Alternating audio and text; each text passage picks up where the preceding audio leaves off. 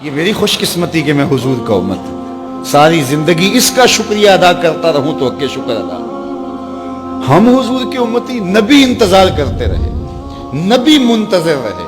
حضرت خلیل اللہ کی بارگاہ میں پکار رہے ہیں، ربنا وابعث فیہم رسولا، مالک رسول بھیج دے۔ کوئی کہتا ہے لیسا بفظ ولا بغلظ، وہ ترشرو نہیں ہوگا، سخت مزاج نہیں ہوگا، ماتھے پہ شکنے لانے والا نہیں ہوگا، وہ پیار بانٹنے والا ہوگا۔ بس وہ آیا جا رہا ہے۔ حضرت عیسیٰ نے تو نام بھی بتا دیا نا، مبشرا برسول یاتی من بعد اسمہ احمد، لوگوں میں جا رہا ہوں، چلو نام بھی بتا دیتا ہوں، میرے بعد جو آنے والا اس کا نام احمد ہوگا۔ نبی انتظار کرتے رہے، 12 نبیوں نے انتظار کیا، حضور کی امت میں ہونے کے لیے تمنا کی۔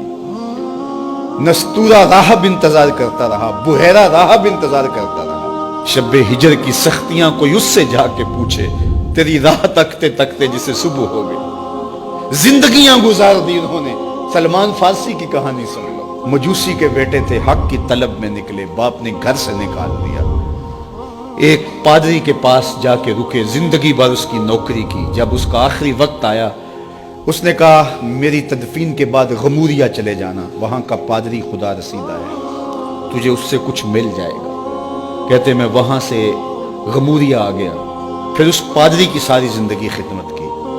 جب وہ مرنے لگا تو اس نے کہا کوئی ایسا شخص نہیں ہے جس کے پاس اب میں تجھے بھیجوں، لیکن نبی آخر الزمان کے ظہور کے لمحے آ گئے۔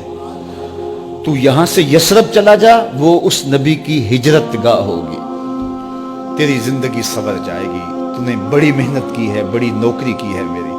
کہتے میں نے اس کو کہا کہیں ایسا نہ ہو میں دھوکہ کھا جو مجھے کوئی نشانی بتا دے۔ اس نے کہا 3 نشانیاں ہیں، ایک صدقہ نہیں لے گا، دوسرا ہدیہ رد نہیں کرے گا، تیسرا 2 کندھوں کے درمیان مہر نبوت ہو۔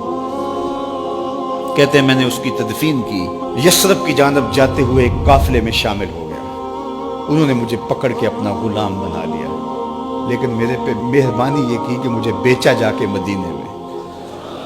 ایک یہودی نے مجھے خرید لیا، میں اس کے باغ میں گوڈی کرتا تھا، کام کرتا تھا، کھجوریں توڑتا تھا، لیکن میں انتظار میں تھا کہ کبھی وہ نبی آخر الزمان آئے تو مجھے دید ہو، کبھی عرش پر، کبھی فرش پر، کبھی ان کے در، کبھی در بدر۔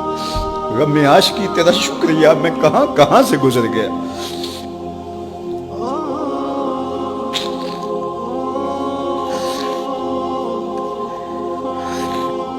کہتے ہیں ایک دن میں اپنے باغ میں کھجوریں توڑ رہا تھا کہ ہواؤں میں مستی پیدا ہو گئی اور ہر سمت سے طلع البدر علینا کی صدائیں گونجنے لگی۔ میں سمجھ گیا کہ وہ لمحے آ گئے، میں نے چھلانگ لگا دی اور دوڑ پڑا۔ میرے آقا نے سمجھا شاید غلام بھاگ گیا، اس نے دوڑ کے مجھے پکڑ لیا۔ میں نے اس کو کہا کہ میں نوکر تیرا ہی ہوں، لیکن دل نوکر کسی اور کا ہے، میں بھاگوں گا نہیں، مجھے جانے دے۔ میں کچھ کھجوریں لے گیا تھا صدقے کی نیت سے، جا کے حضور کو پیش کی۔ آقا کریم نے فرمایا ہم نبی صدقہ نہیں لیتے۔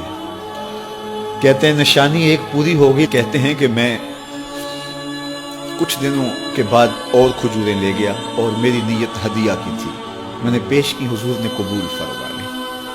لیکن میں بھی کہتا تھا تیسری نشانی بھی پوری ہو لے تو پھر مانوں گا، اور وہ کیا تھی؟ 2 کندھوں کے درمیان مہر نبوت۔ کہتے ہیں ایک دن حضور میرے باغ میں آئے اور آقا کریم نے اپنے مبارک کندھے پہ چادر رکھی ہوئی تھی اور چادر کی اوٹ میں مہر نبوت چھپی ہوئی تھی، اور میں پیچھے ہو کے دیکھتا تھا، اور میری آرزو یہ تھی کہ کوئی تیز جھونکا ہوا کا آئے اور چادر ہٹ جائے اور میں مہر نبوت کی زیارت کر لوں۔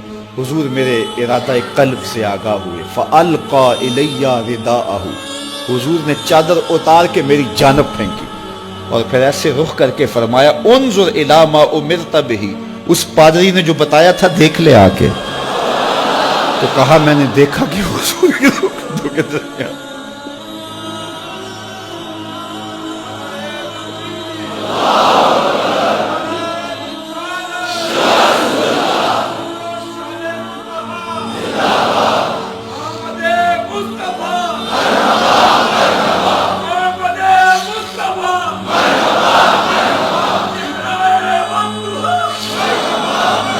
شب ہجر کی سختیاں کوئی اس سے جا کے پوچھے، تیری راہ تکتے تکتے جسے صبح ہو گئی۔ ہم نے تو کوئی انتظار نہیں کیا نا، ہم نے تو کوئی دکھ نہیں سہا، ہم سوئے تھے مقدر جاگ اٹھے. ہمارے والد مسجد سے مولوی صاحب کو بلا لائے. انہوں نے کان میں آ کے کہا مبارک ہو تو حضور کا نوکر بن کے آ رہا. میرے والد گرامی ایک شعر جھوم کے پڑھا کرتے تھے, محمد جانے جانا ہے پیغمبر ہو تو ایسا ہو, رسولوں کی بشارت سے مبشر ہو تو ایسا ہو, امر توقیر کا سب کو موکر ہو تو ایسا ہو, کیا ہم کو غلام ان کا مقدر ہو تو ایسا ہو. میں اپنے مقدر پہ قربان نہ جاؤں, آپ اپنے مقدر پہ نثار نہ جائیں. ہمیں وہ نبی ملا جو نبیوں کا نبی ہے.